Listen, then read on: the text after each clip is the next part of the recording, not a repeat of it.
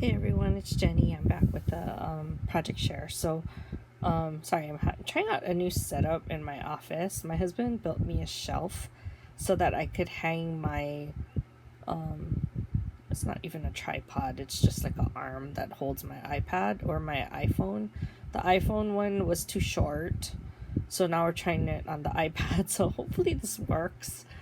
The hope is that it won't shake so much, but I'm noticing it's still shaking. So anyway, I don't know. We'll see if this setup, if I gotta get a different arm or something. But anyway, so I had already shared my camera box with you a while back when I had done the I can't even remember I think it was Disney in September, and I had also made this one, and I had my friend in mind, mainly because she's a photographer. So, and then I kind of felt like she would like that little hedgehog with the cupcake. So, luckily I did it because she actually saw me post it, and she said it was so cute, and I knew exactly that it was like her. So anyway, this is the box that I had made a while back, and like here's the top, and so it's like super cute.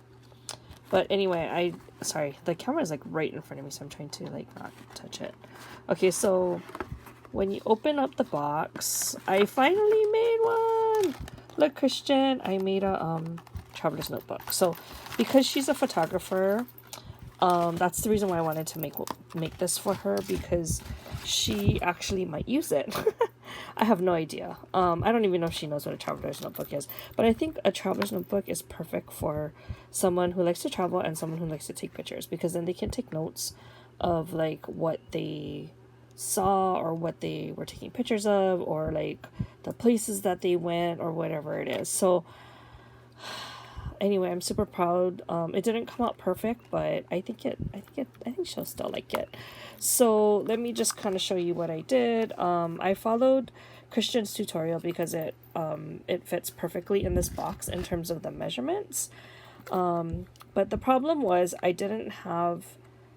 used to have a big bite. What is it called? Eyelet, like a crocodile, but it rusted, so I had to get rid of it. So I'm contemplating getting another one, but in the meantime, I thought you needed it in order to punch this hole right here because it's in the middle of your traveler's notebook. But I watched another video by Bona, who is Live Love Scrap, and she shows you how to do the binding for your signatures. And as I was watching it, she just used like the Tim Holtz poker tool, which is, I'm like, oh, I can do that. So I did that. Luckily I had this thin elastic. I did order some from AliExpress, but it never came in, so I'm still waiting for it. But overall, I'm pretty happy with how it came out. So this is the Bloom collection. I think it goes well with the Jen Hadfield collection, which I used on the camera. So that's why I decided to use it, because I did have some 12 by 12s in it, but not so many in the Jen Hadfield one. So I thought that I could kind of mix and match them. As you can see on the elastic part of the holder, I did put some beads. These are from Daiso, and then I just hung a candy charm. This one is from Ben Franklin, and so is this flower one. So I did kind of make a loose knot so that in case she fills it up and it gets fuller, she can untie it and make it looser. But I kind of like this because you can pull it and make it tighter or not. And then I just have a couple of slip knots on the end. On the side, I did put one of the garment pins. I finally found mine. Like I bought the box, and then I couldn't find it, and I was doing Kyoko's project, so I ended up doing something else. And then right after I ordered another set, I found it. So now I have two sets. So I might give one away to like in Happy Meal. And then I had bought these little pens. They're actually black ink, but I got them from Amazon a while back for when I do stuff for my craft fairs. It's always good to have these smaller pens, but I like the fact that it had the loop on the top, and it came with the beaded chain, so you can just attach that to there, and then you can just pull it off when you need to use it. So I thought it's always good to have a pen handy when you have this traveler's notebook. And then I just put a little dangle. So these These are just charms I had in my collection, and this bead is just one that I had already what is it called? I had already like gotten it ready, so you just had to like open it up and stick it on. Okay, so that is the outside. And then when you open it, I'm so excited. Oh, sorry. See, I did hit it again. Okay, so these are I finally used, I had that long arm stapler like forever. I think Tamika showed it in one of her videos years ago, and I ended up buying it on Amazon because that's the only place I could find it, and I never used it. I don't know if it's because I didn't have staples or whatever, but finally used that, so I was proud of that. Anyway, so this is the inside. I did laminate the cover.